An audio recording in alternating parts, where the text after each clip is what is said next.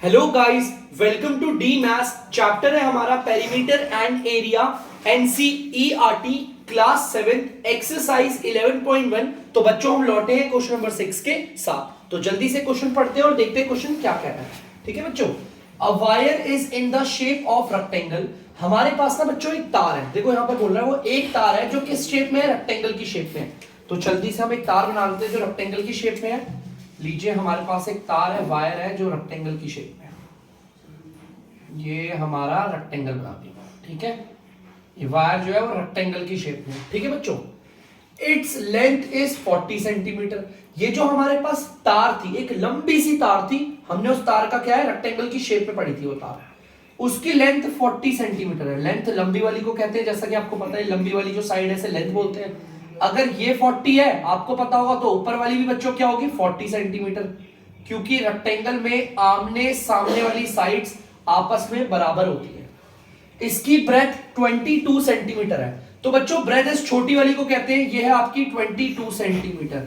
अगर ये 22 सेंटीमीटर है तो इसके सामने वाली भी 22 सेंटीमीटर होगी, ठीक है। इफ द सेम वायर, अगर हम इसी तार को लेकर रीबेंड कर दे, मतलब इस तार को ऐसे खोले और इसको किस शेप में बना दे, स्क्वायर की शेप में डाल दे। मतलब इसी तार को लेना है और हमें रीबेंड करके स्क्वायर की शेप में बनाना है। तो देखते हैं, हमने सेम तार ली और इसको रीबेंड करके स्क्वायर की शेप में बना दिया। देखो सेम तार है, हमने इस तार का इस्तेमाल करके इसे स्क्वायर की शेप में रख दिया। आप भी कर सकते हो, अगर आप लोगों के पास भी वायर है तो वायर से रेक्टेंगल की शेप में रखी हुई थी ना, इस वायर का इस्तेमाल करके आप इस स्क्वायर को बना सकते हैं। अब ध्यान से सुनना बच्चों, ठीक है। हमने इसी तार को रीबेंड किया, सेम वायर को हमने करा रीबेंड और ये किस शेप में आ गई, अब स्क्वायर की शेप में। What will be the measure of each side. ये जो स्क्वायर आया ना, सबसे पहले तो हमें बताना है इसकी हर एक साइड का मेजर। ईच साइड, देखो what will be the measure of each side, इसमें हर एक साइड का, इस वाली साइड का, इसका इसका इसका मेजर क्या होगा। आपको पता है ये स्क्वायर है, इसकी तो सारी साइड्स बराबर होंगी। देखो इस पे भी एक टिक, इस पे भी एक टिक, इस पे भी एक टिक और इस पे भी एक टिक, सारी साइड बराबर होंगी ना। तो आपको ना इसकी हर एक साइड निकालनी है, तो एक साइड निकालना तो सारी पता चल जाएगी। तो ध्यान से देखना बच्चों, इसे कैसे करेंगे। मैंने कहा यार इसकी साइड निकालने के लिए कुछ तो हो मेरे पास, तो ध्यान से सुनना बच्चों, मेरे पास ना इसके बारे में क्या चीजें पता है मैं आपको बताता हूं। ध्यान सुनना बच्चों, मुझे इसकी साइड निकालनी है, मुझे इसकी निकालनी है साइड। ये जो साइड है वो निकालनी है, मुझे ये निकालनी है। बच्चों मेरे पास कुछ तो हो इसका। यार मैंने देखा मुझ पर इसका तो कुछ भी नहीं है, लेकिन इसका मेरे पास पड़ा हुआ है। ये जब तार मेरे रेक्टेंगल की शेप की थी, जब मेरी जो वायर थी वो रेक्टेंगल के शेप की थी, तो मेरे पास इस वायर की लेंथ भी पड़ी है, ब्रेथ भी पड़ी है। एक बात बताओ, ये वायर, सेम वायर का इस्तेमाल मैं यहां पर भी कर रहा हूं ना। अगर मैं बोलता हूं यहां से लेकर ये यहां तक पूरी वायर आपकी 50 सेंटीमीटर है, मान लो एग्जांपल के लिए, अगर यहां से लेकर ये जो पूरी वायर है ना बच्चों, अगर ये 50 सेंटीमीटर की है, तो इस 50 सेंटीमीटर की तार से अगर मैं ये बनाऊंगा तो ये टोटल भी तो 50 सेंटीमीटर ही होगा ना। ध्यान से समझना मेरी बात को। अगर मैं आपको बोलता हूं मेरी तार यहां से लेकर यहां, ये पूरी लेकर मेरी जो पूरी वायर है ये आपकी 100 सेंटीमीटर आपकी मान लो, तो इसका मतलब इसी तार का इस्तेमाल करके मैंने स्क्वायर बनाया ना, तो इसका भी ये पूरी बाहर बाउंड्री कितनी होगी, 100 सेंटीमीटर, क्योंकि मैं सेम वायर का इस्तेमाल कर रहा हूं ना। 100 मीटर लंबी तार से अगर मैंने रेक्टेंगल बनाया है, अगर उसी तार से मैं स्क्वायर बनाऊंगा तो उसका पेरीमीटर भी तो 100 सेंटीमीटर ही आएगा। तो इसका मतलब अगर मेरे पास इसका पेरीमीटर आ जाएगा तो हमारे पास उसका पेरीमीटर भी आएगा। क्यों? क्योंकि सेम तार का इस्तेमाल करके बना रहा हूं। तो ध्यान से देखो बच्चों, इसका पेरीमीटर निकालते हैं। पेरीमीटर ऑफ रेक्टेंगल, बेटा पेरीमीटर ऑफ रेक्टेंगल का फॉर्मूला होता है 2 ब्रैकेट में लेंथ प्लस ब्रेथ। इक्वल की जगह पर इक्वल आ गया बच्चों, पहले 2 है तो यहां पे 2 लिख देते हैं, ब्रैकेट ओपन कर लिया। लेंथ आप देख सकते हो 40 सेंटीमीटर है, प्लस की जगह पर प्लस। ब्रेथ आप लोग देख सकते हैं छोटी वाली 22 सेंटीमीटर है, और ब्रैकेट कर दिया क्लोज। सबसे पहले 2 को इधर रख दिया, ब्रैकेट के अंदर वालों को जोड़ देते हैं पहले जल्दी से। ब्रैकेट में जो है इनको जोड़ोगे तो आएगा 62 सेंटीमीटर। ब्रैकेट के बाहर वाला ब्रैकेट के अंदर वाले से होगा मल्टीप्लाई, तो 2 को 62 से मल्टीप्लाई करेंगे तो आ जाएगा 124 सेंटीमीटर। तो इसका मतलब ये जो टोटल हमारी तार है, यहां पर जो तार लगी है वो कितनी है, वो आपकी 124 सेंटीमीटर है। ठीक है, यहां से लेकर ये 124 सेंटीमीटर है। अब इसी तार का इस्तेमाल करके ये जो स्क्वायर बनाया ना, तो ये तार तो अभी 124 ही रहेगी। तो मतलब इसकी बाउंड्री भी कितनी होगी, यहां से लेकर ये पूरी तार कितनी है, 124। पेरीमीटर ऑफ स्क्वायर भी क्या होगा बच्चों, मतलब इस पूरे स्क्वायर का, इसे पेरीमीटर कहते हैं ना, ये पूरा का पूरा तार कितनी है, ये पूरी कितनी है 124 ही, क्योंकि सेम तार, जिस तार से हमारी ये रेक्टेंगल बनी है ना, उसी सेम वायर को रीबेंड किया दोबारा और स्क्वायर बना दिया। तो इसका भी हमारा पेरीमीटर कितना आएगा, 124 सेंटीमीटर। याद रखना, ठीक है बच्चों, ये चीज क्लियर होनी चाहिए। अब यार मुझे साइड निकालनी है, मैं कैसे करूं, मैंने क्या बोला था, अगर आपको इसके बारे में कुछ निकालना है तो कुछ ना कुछ इसका पता होगा। मुझे अब यहां पर पेरीमीटर और स्क्वायर पता चल गया, कैसे सॉल्व करूं, ध्यान से देखो। पेरीमीटर ऑफ स्क्वायर तो एक फॉर्मूला है और फॉर्मूले की वैल्यू दे दी है बच्चों। पेरीमीटर ऑफ स्क्वायर एक फॉर्मूला है और उसकी वैल्यू दे दी है। जब भी किसी फॉर्मूले की वैल्यू दे दी जाए तो उसके फॉर्मूले को उसके जस्ट नीचे पुट कर देते हैं। तो इसका फॉर्मूला होता है आपका 4 इंटू साइड, इक्वल की जगह इक्वल 124 सेंटीमीटर। देखो 4 इधर मल्टीप्लाई हो रहा है, उधर जाकर क्या हो जाएगा डिवाइड, और डिवाइड का मतलब है आ जाएगा नीचे, माने कि डी आर पे। देखो यहां पर 4 मल्टीप्लाई हो रहा है, उधर जाकर डिवाइड हो गया। डिवाइड का मतलब होता है बच्चों नीचे चला गया। चलिए इसे काटते देखते क्या आ रहा है, दोनों के दोनों 4 के टेबल से कटते हैं, 1 बारी पे और ये 31 बारी पे। नीचे 1 की कोई वैल्यू नहीं होती। अगर आप देखोगे तो साइड आपकी कितनी आ गई, यहां देख लेते हैं, साइड आ गई हमारी 31 सेंटीमीटर। देख सकते हो आ गई, स्क्वायर की साइड निकाल ली।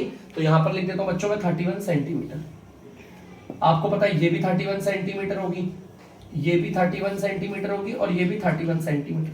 जैसा कि क्वेश्चन ने बोला था what will be the measure of each side, square की हर एक साइड का मेजर कितना होगा, 31 सेंटीमीटर। अभी आगे और भी कुछ बोला है, also find which shape encloses more area.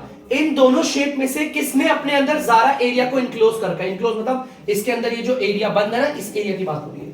किस स्क्वायर का एरिया ज्यादा है या इसका एरिया ज्यादा है, ये बताना है। तो उसके लिए हम इन दोनों का पहले एरिया निकालते हैं। चलिए देखिए निकालते हैं, पहले इसका निकालते हैं, एरिया ऑफ रेक्टेंगल।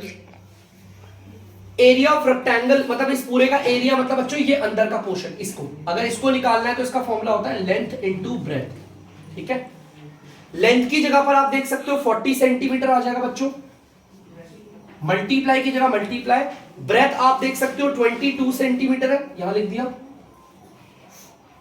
ब्रैकेट के देखो, ये देखो, ये मल्टीप्लाई, सॉरी ब्रैकेट नहीं है, दोनों मल्टीप्लाई हो रहे हैं। अगर आप इन्हें करोगे तो 880 सेंटीमीटर को सेंटीमीटर से मल्टीप्लाई करोगे तो सेंटीमीटर स्क्वायर आएगा। हमें पता चल गया ये जो रेक्टेंगल है इसके अंदर इनक्लोज, इनक्लोज देखो, क्लोज का मतलब क्या होता है, बंद। इसके अंदर जो बंद एरिया वो कितना है, 880 सेंटीमीटर स्क्वायर। अब इसका इनक्लोज एरिया निकालते, देखो जो इसके अंदर बंद एरिया, एरिया ऑफ स्क्वायर निकाल लेते हैं बच्चों। अगर मैं बात करूं एरिया ऑफ स्क्वायर की तो उसका फॉर्मूला होता है आपका साइड इनटू साइड। ठीक है, एरिया ऑफ स्क्वायर का मतलब ये पूरा का पूरा पोर्शन। साइड हमारी निकल गई है 31 सेंटीमीटर है, फिर मल्टीप्लाई है, फिर दोबारा साइड बोला है 31 सेंटीमीटर लिखेंगे तो इन्हें मल्टीप्लाई कर लेते हैं। 31 को 31 से मल्टीप्लाई कर लेते हैं जल्दी से, 1 3 1 1 3 3 9 961 बच्चों, 961 आ गया हमारा आंसर। ठीक है, अब ध्यान से सुनना बच्चों, सेंटीमीटर को सेंटीमीटर से करेंगे आएगा सेंटीमीटर स्क्वायर। तो ध्यान से देखना बच्चों, ध्यान से, क्वेश्चन ने बोला था विच शेप इनक्लोजेस मोर एरिया। इन दोनों शेप में से सबसे ज्यादा एरिया किसने इनक्लोज किया है। रेक्टेंगल की बात करें तो एरिया 880 सेंटीमीटर स्क्वायर है, स्क्वायर की बात करें तो एरिया इसका 961 सेंटीमीटर स्क्वायर है। तो आप देख सकते हैं किसका एरिया ज्यादा इनक्लोज है, स्क्वायर का। तो मैं लिख दूंगा यहां पर स्क्वायर, आंसर में लिख दूंगा यहां पर स्क्वायर इनक्लोजेस मोर एरिया, कि स्क्वायर ने ज्यादा एरिया को इनक्लोज किया है, मतलब स्क्वायर का एरिया ज्यादा है। ठीक है बच्चों, तो आई होप आपको क्वेश्चन समझ में आया होगा। तो प्लीज जल्दी से इस क्वेश्चन को स्टार्ट उतार लीजिए। तो बच्चों आप लोग देख सकते हैं क्वेश्चन नंबर 7। अब हम पढ़ते हैं क्वेश्चन नंबर 7 क्या कह रहा है। The perimeter of a rectangle is 130 centimetre, मतलब कि एक रेक्टेंगल है उसका पेरीमीटर हमें दे रखा है। तो चलिए रेक्टेंगल बना लेते हैं जल्दी से, अपना सुंदर सा रेक्टेंगल बनता है हमारा।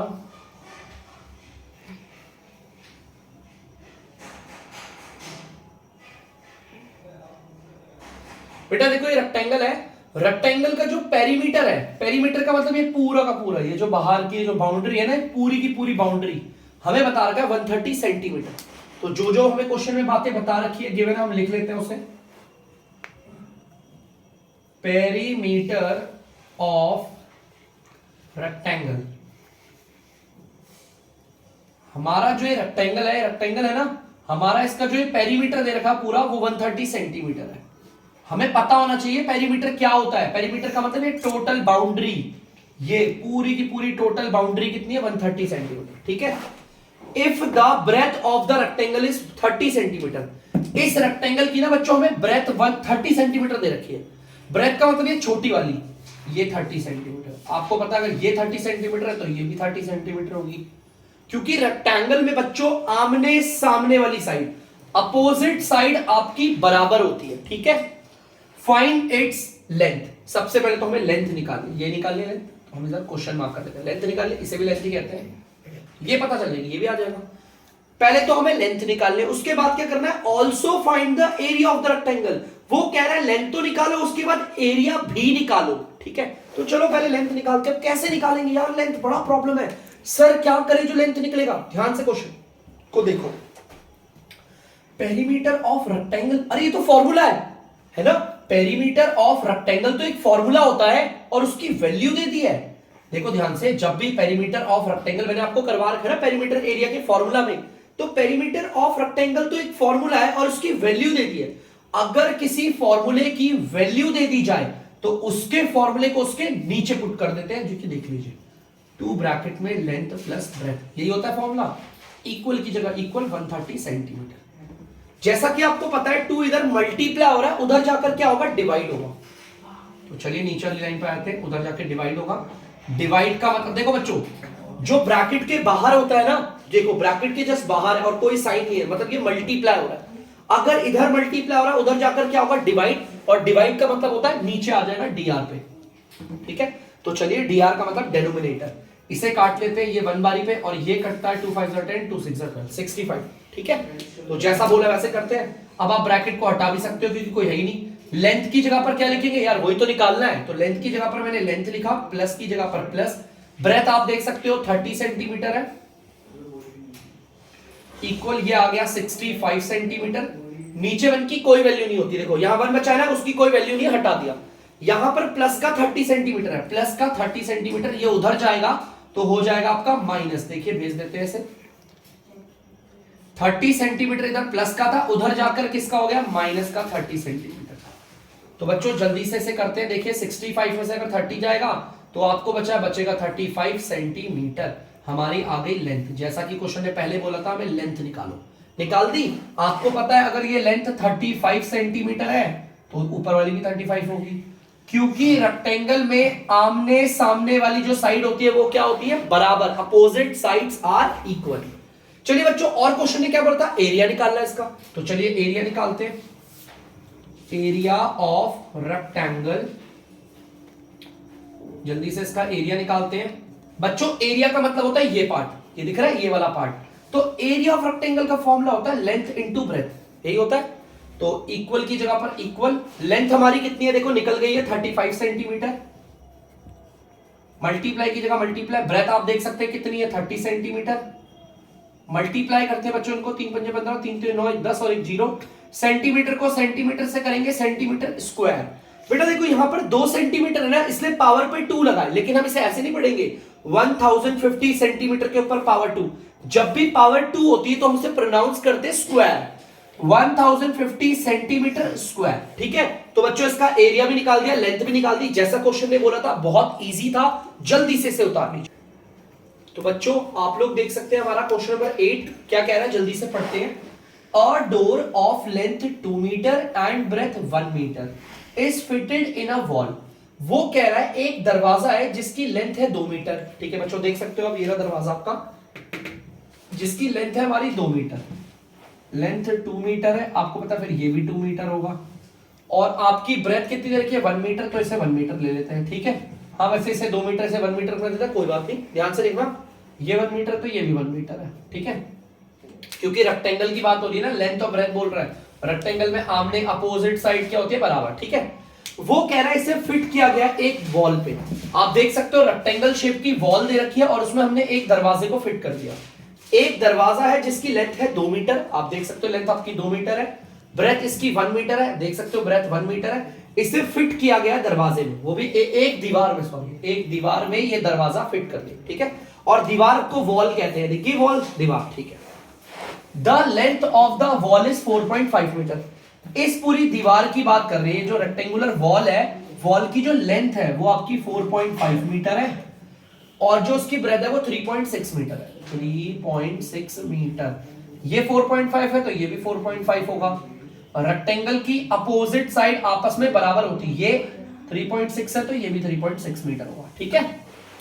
क्वेश्चन बड़ा सिंपल है, रेक्टेंगल की शेप का हमारा दरवाजा है जिसको हमने रेक्टेंगल दीवार के में फिट कर दिया, ठीक है, एक दरवाजा, ठीक है। Find the cost of white washing the wall, हमें ना इस पूरी दीवार में व्हाइट वॉश करवाना है। यार व्हाइट वॉश का मतलब होता है बच्चों सफेदी, सफेदी हम कहां करवाएंगे, इस वाले पार्ट में, ये दरवाजे में थोड़ी कोई करता सफेदी, दीवार में हमारा दरवाजा लगा है बच्चों, इस दरवाजे में थोड़ी करेंगे हम सफेदी, हम तो सफेदी इस वाले पार्ट में करेंगे ना, बाकी ये जो जितना पार्ट बच रहा है सारा, हम सारी सफेदी इस वाले पार्ट में करेंगे, लेकिन इसमें थोड़ी करते हैं, दरवाजे में थोड़ी होती है सफेदी। If the rate of white washing the wall is 20 पर मीटर स्क्वायर, वो कह रहा है अगर 1 मीटर स्क्वायर पे हम 20 रुपए लगाएंगे, 1 मीटर स्क्वायर का मान लो इतना सा है, मान लो इतना सा है, इतने से एरिया पे 20 रुपए लग रहे हैं, मान लो सिर्फ 20 रुपए, तो बताओ पूरी दीवार पे सफेदी करवाने के कितने रुपए लगेंगे। सबसे पहले तो हमें निकालना है सफेदी हम करवा कहां कर रहे हैं, हमारी सफेदी जहां, देखो हमें बताना है सफेदी करवाने में कितने रुपए लगेंगे इस दीवार पे, हमें यही तो बताना है। देखो find the cost of white washing the wall, आप अपनी दीवार पे जो व्हाइट वॉश का मतलब ये नहीं होता सफेदी का, व्हाइट ही सफेद रंग कर रहे हैं, कोई और भी पेंट कर सकते हैं, हम इस दीवार पे जो सफेदी करवा रहे हैं उसकी कीमत कितने रुपए होगी। तो सबसे पहले तो मैं आपका एरिया ऑफ व्हाइट वॉश निकालूंगा कि ये एरिया कितना है व्हाइट वॉश का। ये देखो ध्यान से मैं कौन से एरिया की बात कर रहा हूं, एक बार मैं आपको बता देता हूं फिर से, देखो ये वाले एरिया की सफेदी किसमें होगी मैं आपको बताता हूं, ये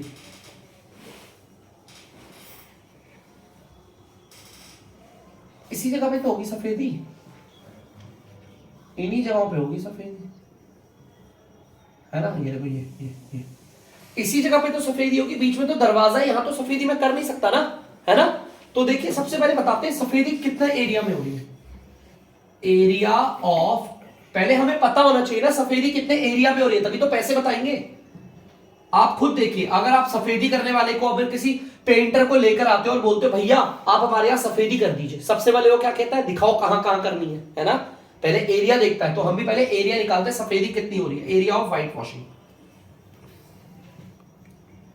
बच्चों सफेदी कहां कहां हो रही है उसका एरिया निकालने के लिए हम क्या करेंगे, देखो ध्यान से, अगर ये एरिया निकालना है तो इस पूरे में से, इस पूरे के पूरे में से आप सिर्फ इस दीवार को छोड़ दो, बाकी पूरी जगह पर होगी, मतलब इस पूरे के एरिया में से अगर मैं दीवार का एरिया हटा दूं, अगर मैं इस एरिया को हटा दूं, देखो मैं एक तरीके से आपको एक और तरीके से दिखा सकता हूं, एक मिनट रुकना, देखना बच्चों जैसे हमें निकालना है एरिया ऑफ व्हाइट वॉश, मतलब सफेदी कितनी हुई है, सफेदी कहां कहां होगी, तो उसका एरिया निकालना है तो क्या करेंगे, पूरी दीवार का एरिया लेंगे, एरिया ऑफ वॉल, ठीक है, रेक्टेंगुलर वॉल का एरिया लेंगे, उसमें से माइनस कर देंगे एरिया ऑफ डोर। देखो दिखाता हूं, इससे क्या आएगा, जहां पर सफेदी हो रही है ना वो आ जाएगा। चेक करते हैं, एरिया ऑफ वॉल ये पूरा का पूरा ले लिया, पूरा का पूरा एरिया ऑफ वॉल पूरा ले लिया, इसमें से किसको हटाना है बच्चों, एरिया ऑफ डोर को हटा दो, डोर के एरिया को हटा दो, बस इसके एरिया को हटा दो, देखो ये हटा रहा हूं, ये इस एरिया को हटाना है, इसको नहीं लेना, इसके एरिया को हटा दिया, तो बताओ कौन सा एरिया बचा, यही बच रहा है, साइड साइड का बच रहा है बच्चों। तो ध्यान से देखना, यहां जगह नहीं है, इसलिए इक्वल को ना मैं थोड़ा इधर बना रहा हूं। अगर मुझे अपनी पूरी दीवार का एरिया निकालना है, आपको पता है दीवार की शेप भी रेक्टेंगल है, तो उसका एरिया निकालने का फॉर्मूला होगा लेंथ मल्टीप्लाई बाय ब्रेथ, ठीक है, क्लियर है पक्का। मैंने कैपिटल और कैपिटल बी की यूज करा, पता चल जाएगा, माइनस की जगह पर माइनस आ गया। अब मुझे दरवाजे का एरिया निकालना है, दरवाजा भी तो रेक्टेंगल की शेप का है, और अगर इसका एरिया निकालना है तो इसका भी एरिया कैसे निकलेगा, स्मॉल एल इंटू बी, क्योंकि हमारा ये बड़ा रेक्टेंगल है इसलिए लेंथ को बड़े कैपिटल लेटर से दिखाया, ब्रेथ को भी। हमारा एक छोटा रेक्टेंगल है दरवाजा, इसलिए छोटे लेंथ ब्रेथ से। देखो इस पूरे दीवार के एरिया में से बच्चों दरवाजे का जो एरिया वो हटा देंगे, दीवार के एरिया में से दरवाजे का एरिया हटा दिया तो यही तो बच रहा है, यही बच रहा है ना जहां सफेदी होने वाली है। ठीक है बच्चों, ध्यान से देखना, इक्वल की जगह इक्वल। लेंथ हमारी कैपिटल मतलब इस वाली की कितनी है 4.5 मीटर लेंथ है, मल्टीप्लाई ब्रेथ कितनी है आप देख सकते हो 3.6 मीटर, माइनस आ गया छोटी लेंथ हमारी कितनी है 2 मीटर, मल्टीप्लाई बाय ब्रेथ कितनी है 1 मीटर। तो चलिए जल्दी से करते हैं इसको। देखो बच्चों 4.5 मीटर और 3.6 मीटर मल्टीप्लाई करना है, लेकिन इनमें ना पॉइंट आ रहा है, बहुत बच्चों को दिक्कत होती है। पॉइंट को भूल जाओ, देखो मैं 45 और 36 को मल्टीप्लाई करूं, ध्यान से सुनना, पॉइंट को भूल जाओ, मल्टीप्लाई और डिवाइड करते वक्त पॉइंट को भूल जाया करो। 45 और 36 को मल्टीप्लाई कर देता हूं, देखो आपके सामने 6 5 जा 30, 6 4 24, 3 7, 3 5 15, 3 6 12 1 13 और ये 7 5 12, 3 5 1 6 1620 आ गया मान लो। ठीक है, यहां पर अगर आप ध्यान से देखोगे तो आपका आंसर आ रहा है 1620। ठीक है, ध्यान से देखना 1620 आ गया, तो लिख देता हूं यहां पर 1620 आ गया, यही आ रहा है ना आंसर। मीटर को मीटर से मल्टीप्लाई करेंगे तो आ जाएगा मीटर स्क्वायर। अब ध्यान देना, यहां पर एक डिजिट के बाद पॉइंट है, यहां पर भी एक डिजिट, मतलब एक और ये एक कितने हो गए 2 डिजिट हो गई ना, यहां पर भी एक डिजिट के बाद पॉइंट है, यहां पर भी एक डिजिट के बाद, देखो यहां पर एक और यहां पर एक और एक कितने हो गए 2 हो गए ना, तो 2 डिजिट के बाद पॉइंट लगा लो, 1 और 2 लगा दिया point. Okay, simple multiply, minus की जगह माइनस, 2 1 जा 2, मीटर को मीटर से करोगे मीटर स्क्वायर। चलिए इसे भी माइनस कर लेते हैं। देखो माइनस कैसे करेंगे, पहले आपको बताया पॉइंट वाले माइनस कैसे करोगे, पहले आप इसको लिख दो पूरे 16.20, इस पूरे में वंस को पकड़ो, इस पूरे में वंस प्लेस पे कौन है, ये है ये है ये है ये है।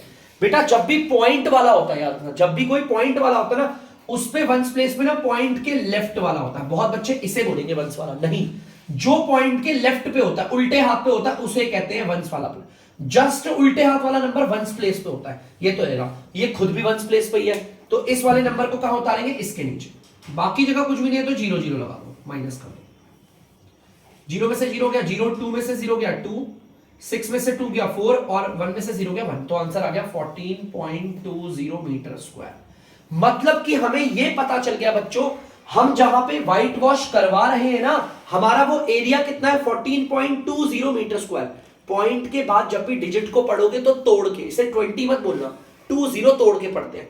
14.20 मीटर स्क्वायर पे सफेदी हो रही है ना, लेकिन हमें क्या बताना है कितने रुपए लगेंगे। चलो अब हमें ये तो पता चल गया कि हम जहां पर सफेदी करवा रहे हैं उसका एरिया ये रहा 14.20।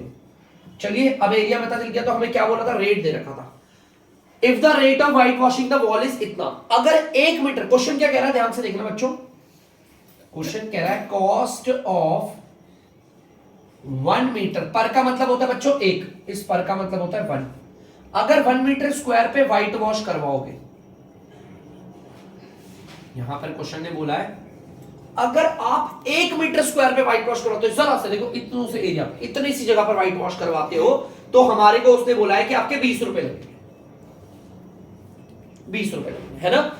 अगर हम सिर्फ 1 मीटर मतलब सिर्फ इतनी सी जगह पे सफेदी, लेकिन हमें तो इस पूरे में करवानी है ना, कितने में सफेदी करवानी है 14.20 पे, तो cost of 14.20 metre square white washing, हमें तो पूरे का निकालना है ना, पूरा हम जब तक सफेदी करवा रहे हैं पता होना चाहिए ना मैं कितने में करवा रहे हैं। देखो ध्यान से बच्चों, एक, इसे एक ही कहते हैं ना, आपके एक के बारे में आपको दे रखा है, देखो एक का आपको पता है, आपको एक से ज्यादा, ये एक से ज्यादा है ना 14.20 एक से ज्यादा का आपको निकालना है। इस कंडीशन को ध्यान रखना बच्चों, एक का आपको दे रखा है, आपको एक से ज्यादा का निकालना है, ये निकालना है ना, तो ऐसे केस में करते हैं मल्टीप्लाई इस वाले को इससे। तो देखो यहां पर ₹20 को मल्टीप्लाई करेंगे 14.20 से, मल्टीप्लाई करते हैं, फिर दोबारा मैं आपको वही बोलूंगा, देखो ध्यान से, एक का हमें पता था, हमें एक से ज्यादा का निकालना था, तो मल्टीप्लाई करते हैं इस वाले को और इस वाले को मल्टीप्लाई करते हैं। ठीक है, ये रूल मैंने इससे पहले भी बहुत बार बताया और अभी भी आगे आता रहे।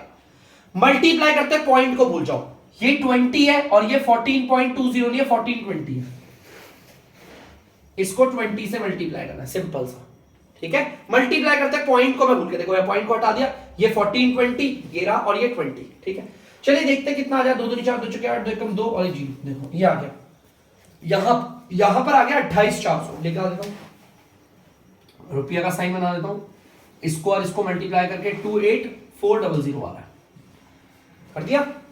अब ध्यान से देखना बच्चों, क्या इसमें कोई पॉइंट है? बिल्कुल भी नहीं है। यहां पर पॉइंट कितने डिजिट के बाद है? 1 2, 2 डिजिट के बाद है ना, आंसर में भी 2 डिजिट के बाद पॉइंट लगा दो, 1 डिजिट 2 डिजिट, ये लगा दिया पॉइंट। अरे पॉइंट के बाद अगर सिर्फ 0 0 है तो उसकी कोई वैल्यू होती है? नहीं, तो हम लिखेंगे रुपया 284, क्योंकि अगर पॉइंट के बाद सिर्फ 0 हो तो 0 को भी हटा सकते हो, पॉइंट को भी, क्योंकि उसकी कोई वैल्यू नहीं होती। हमें पता चल गया कि अगर मैं यहां पर पूरी सफेदी करवाऊंगा दीवार पे, दरवाजे को क्यों हटाया? क्योंकि दरवाजे पे कोई सफेदी नहीं करवाता। अगर मैं इस पूरे दीवार पे सफेदी करवाऊंगा तो कितने रुपए लगेंगे? 284 रुपीज लगेंगे। ये रहा आपका आंसर। जल्दी से बच्चों से उतार लीजिए। तो बच्चों आप लोगों ने इसे उतार लिया होगा। तो इस वीडियो के साथ अब इस क्वेश्चन नंबर 8 इस एक्सरसाइज का आखिरी क्वेश्चन था। अब इस वीडियो को करते हैं एंड। अब आपको मिलेंगे किसी नई वीडियो पे अगली एक्सरसाइज के साथ, बेसिक्स के साथ। तब तक के लिए अगर आपको डीमैथ्स की वीडियो पसंद आ रही है तो वीडियो को लाइक करें, शेयर करें और चैनल को सब्सक्राइब करें। बाय।